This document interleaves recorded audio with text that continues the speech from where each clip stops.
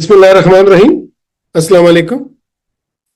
Dear colleagues and PGs, we are discussing different case scenarios of chronic hepatitis B. Till now, we have discussed how to treat patient presenting with acute hepatitis B and needs antiviral treatment. Then we discussed patient with HBe antigen positive chronic hepatitis B. And then we discussed the third case of HBe antigen negative chronic hepatitis B patient. The fourth case was treatment of HBV related liver cirrhosis and post liver transplant scenario. In the last video, we discussed pregnant lady with hepatitis B. What are the treatment options, when to treat this patient, and what should be the treatment targets for such patients. Today, we shall discuss another case scenario of hepatitis B, and that is the patients coming to us with hepatitis B and D co-infection. We shall see how to manage such patient in the light of the available guidelines.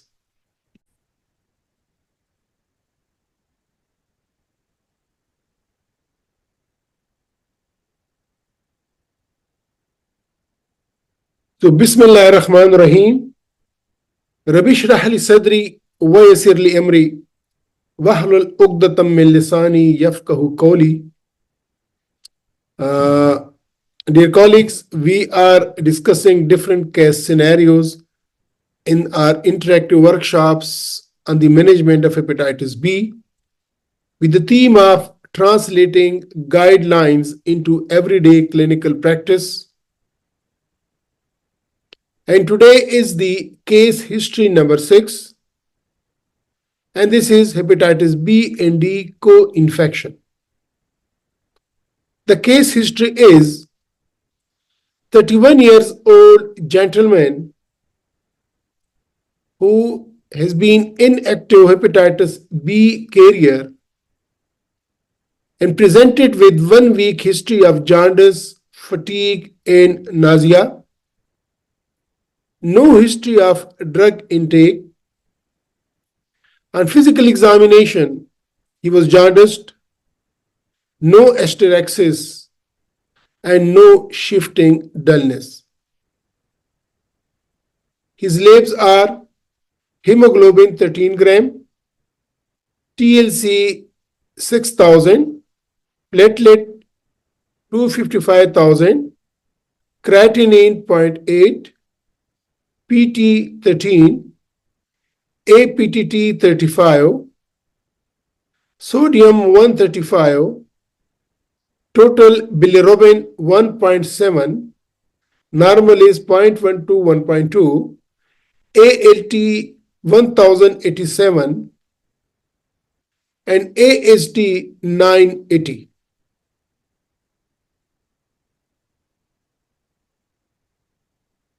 Investigations continues.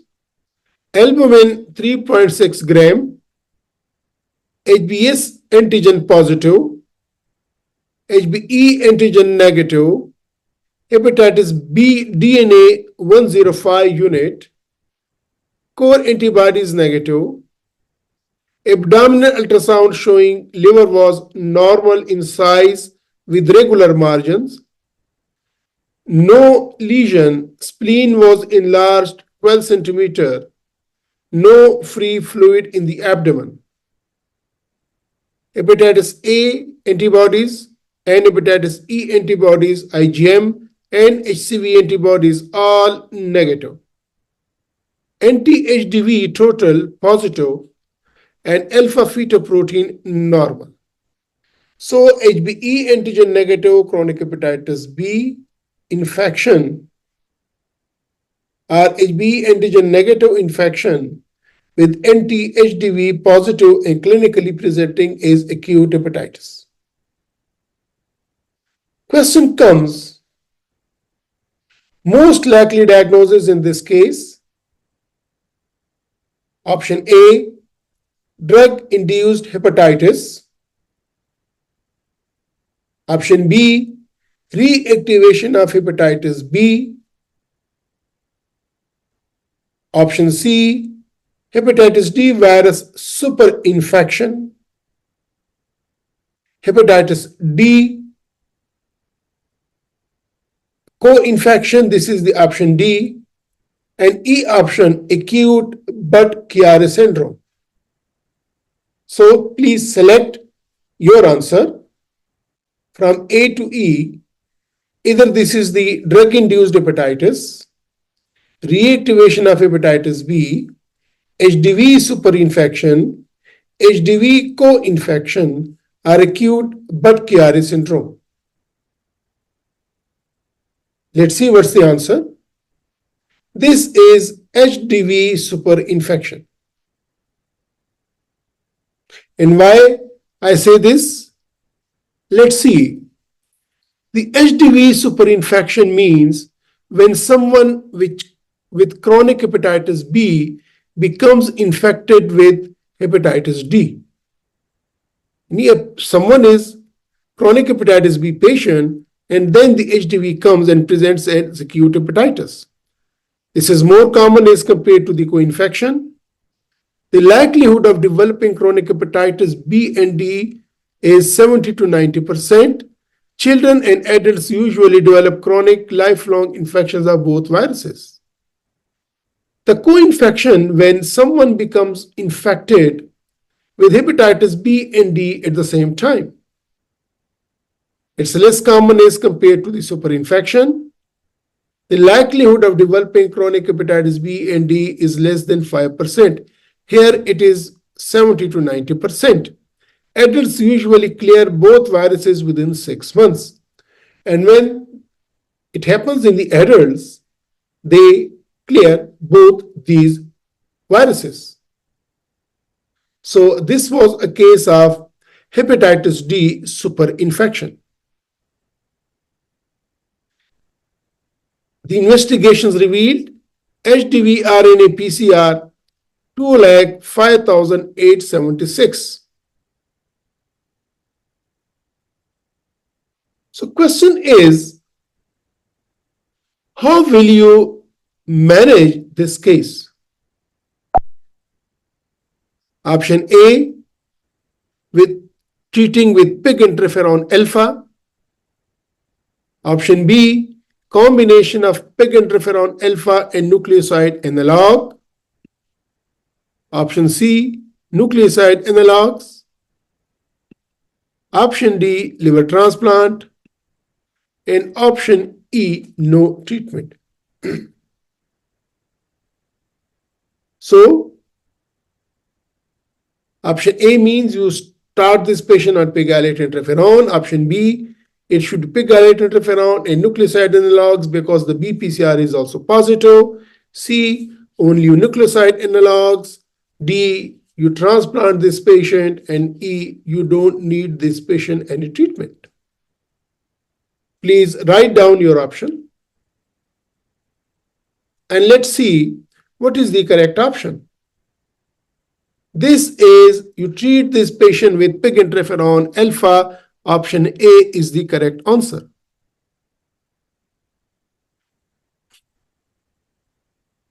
So another question comes, what should be treatment duration? For how long you will treat this patient with pegylated interferon? For 1 month, option A. Option B, for 3 months. Option C, for 6 months. Option D, for 1 year. And option E, for 2 years.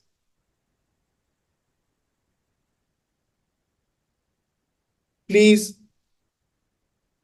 write down your option, whether this patient needs treatment for 1 month, 3 months, 6 months, 1 year, or 2 years. Correct answer is 1 year. These are the EASL recommendations. HBV and HDV co-infected patients, pegylated interferon alpha for at least 48 weeks, that is 1 year, is the current treatment of choice in HDV-HBV co-infected patients with compensated liver disease, as was this case. The case history continues. Patient was started with pegylated interferon alpha 180 microgram once a week by subcutaneous injection. He remained compliant to treatment with regular follow-up. Because the patients on pegylated interferon needs regular follow-ups, monthly follow-ups by doing their blood counts and other investigations for the safety of the drug. His symptoms improved. These are the investigations after 3 months of antiviral treatment, that is the pegylated interferon.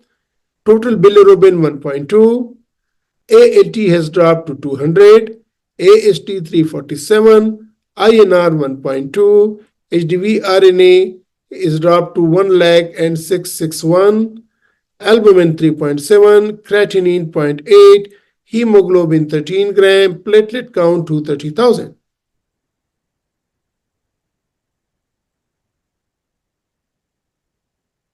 At 6 months follow-up, he complained of fatigue, occasional nausea, and low-grade fever for last 2 weeks. So he came to you after the 6 months follow-ups, and he complained that he is having fatigue, occasional nausea, and low-grade fever for the last 2 weeks. Workup done this time showed the following results. What are these? Total bilirubin 4.1, slightly increased, ALT increased to 1200, AST to 1347, INR 1.6, previously it was 1.2 at 3 months, HDV RNA 20,066, a good drop. Initially it was 2 lakh, then 1 lakh, no, it is 20,000, albumin 3.3, mild decreased, creatinine 0.9, hemoglobin 11 dropped, platelet count 170, beta dropped, and DNA, which was initially in hundreds, now it has increased to 4,033.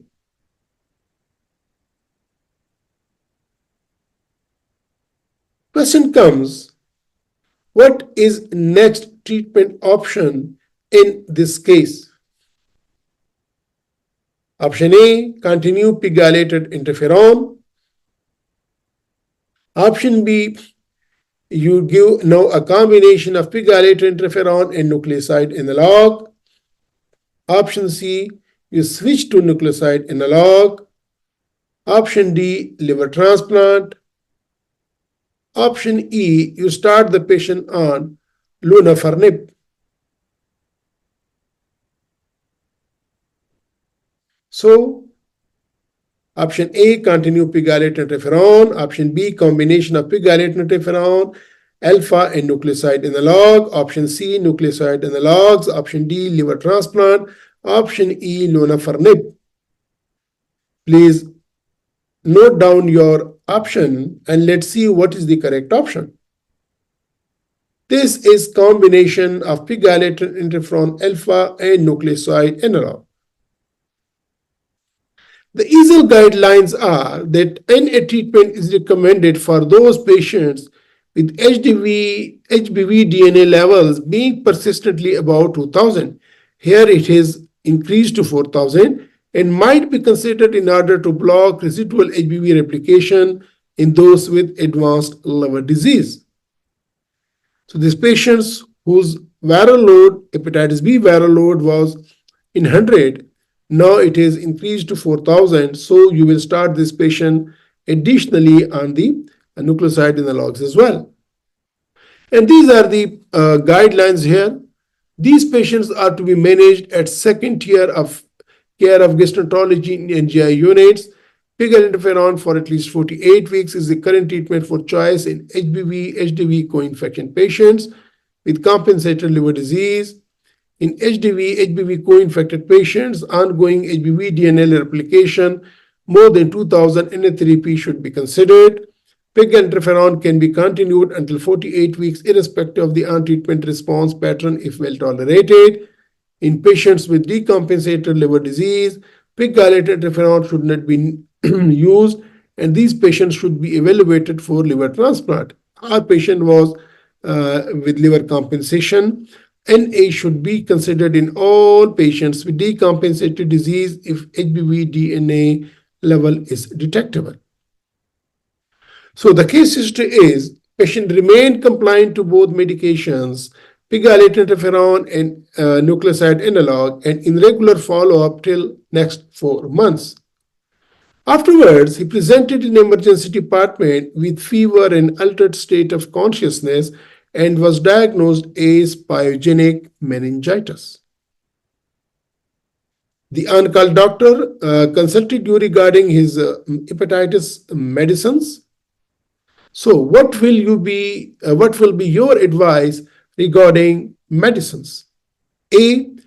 Continue both tenofovir and pegylated interferon. Option B. Stop tenofovir but continue with pegylated interferon. Option C. Stop pegylated interferon but continue with tenofovir. Option D. Stop both tenofovir and pegylated interferon. And option E. Start lonafarnib and stop pegylated interferon. So what will give your advice regarding this patient who has presented with pyogenic meningitis? Either to continue both tenofovir and pegylated interferon, or you stop one drug, the tenofovir, and continue with pegylated interferon, or you stop pegylated interferon and continue with tenofovir, or you stop both drugs, or you start lonafarnib and stop pegylated interferon. What will be your advice?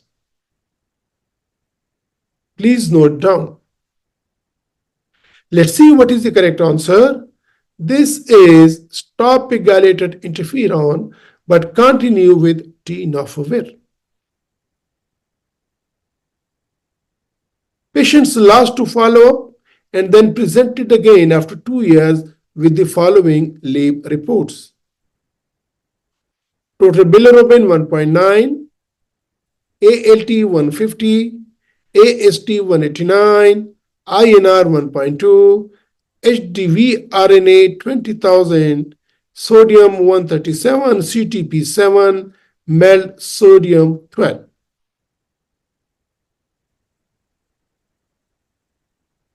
Albumin 3 gram, creatinine 1 milligram, hemoglobin 10 gram, platelet count 138, HBV DNA 328 units, and the ultrasound showing irregular margins and altered texture of the liver, portal vein diameter 10 millimeter, spleen was enlarged, 13.4 centimeter, no free fluid in the abdomen.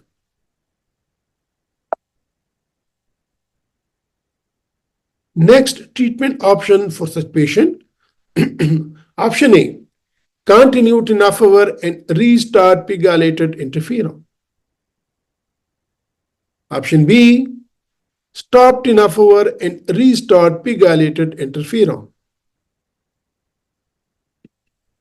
Option C, you stop tenofovir.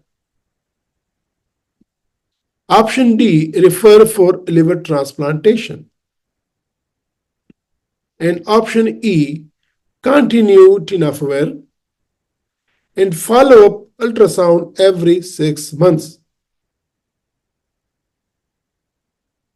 So note down your option, whether it should be continue tenofovir and restart pegylated interferon, stop tenofovir and restart pegylated interferon, stop tenofovir, refer for liver transplant, or continue tenofovir and follow up ultrasound every 6 months.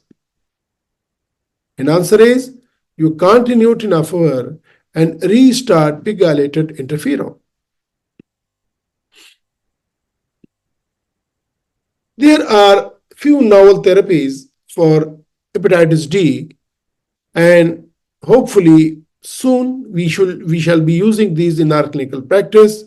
These are entry inhibitors with the name of merclodix, bulevirtide, which is available with the name of the hepclodix, and pegylated interferon lambda 1A, that is the pegylated interferon lambda, inhibitors of viral assembly, that is the lonafarnib, and of course inhibitors of the viral release, which are the nucleic acid polymerase.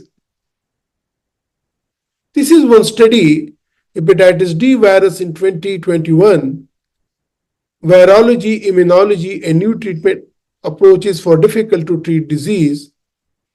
And the message is that the entry inhibitors, bulevirtide, was approved for conditional marketing in Europe in 2020. Bulevirtide in combination with as an off-label pegylated interferon for 48 weeks or as monotherapy for longer duration may allow sustained virological response in a substantial proportion of patients. So, in the years to come, we are having a couple of options for the resistant or the difficult case of the hepatitis B, and hope that in the coming years we will be able to treat this infection just like we are able to treat hepatitis B and hepatitis C. So the take-home message is always do workup for hepatitis D in patients with chronic hepatitis B who have raised ALT but undetectable low viral DNA. Your vaccine against hepatitis B can prevent hepatitis D as well. And currently recommended treatment for hepatitis D is pegylated interferon alpha. And novel therapies have shown promising results in both phase 1 and phase 2 clinical trials. So I pay thanks to you, dear colleagues and PGs, for being with me in the discussion of these 6 case histories. I hope this will help you to apply the available guidelines in the appropriate way of treating these patients. Now, in the coming couple of video discussions, we shall see the conclusions, or we shall just see the overview, what we learned over from these 6 cases. We'll have a general discussion on the hepatitis B. What we learned in pieces, we shall overview that. We shall review all that in a more sequential form. So be with me in the next 2 or 3 videos where we will streamline, we will see all these facts which we apply to our patients in a sequential manner. And this will help us out when we go through the guidelines, when we go through the review articles, and then it will help us how to pick the more pertinent and important features or parts of those guidelines and apply that to in our clinical practice. So see you in the coming video. Till then, take care. Khuda Hafiz.